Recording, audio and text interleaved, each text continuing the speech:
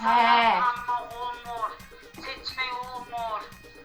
Yok sana kurban bizim bu 28 Mayıs öğümüz var. Burada yanımızdadır. Bizim burada 28'de öğümüz var. Orada kalırlar yanımızda. Narahat olma hamısı Allah amanındadır. Sana kurban olun. Sənin başına dönərəm, zamanə pisdir. Bilirəm kızım bilirəm hamısı da bak bilirəm.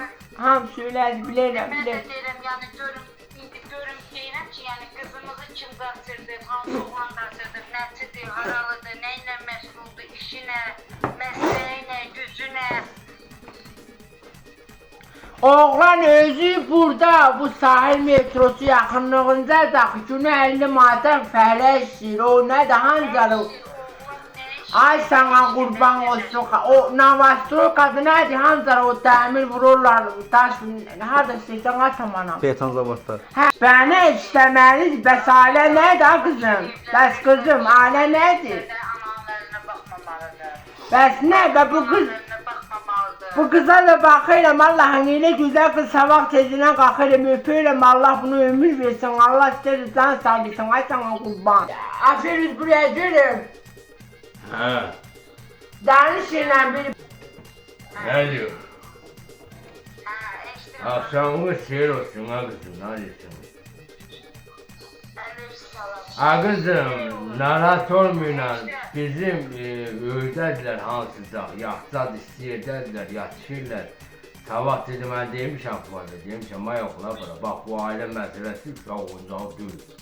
Gedinlə, şeylə, ori buruyla, bir dağı deyillə, qaydıyla, bir işini quruyla, böyümüz bir yıx ilə, ata.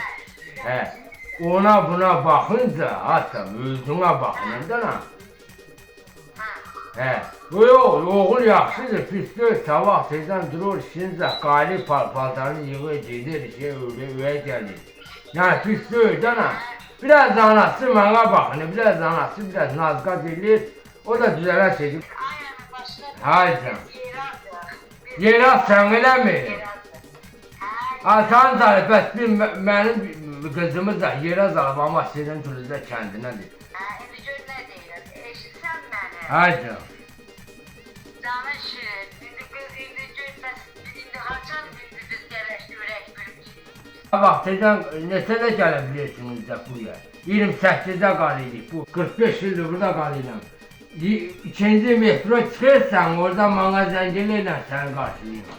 Buraya Afvaz özün başı sarıyla, o 28-də hanzarı Nizami Kino Teatrının yanında da orada ikinci metro çıxır var, ha?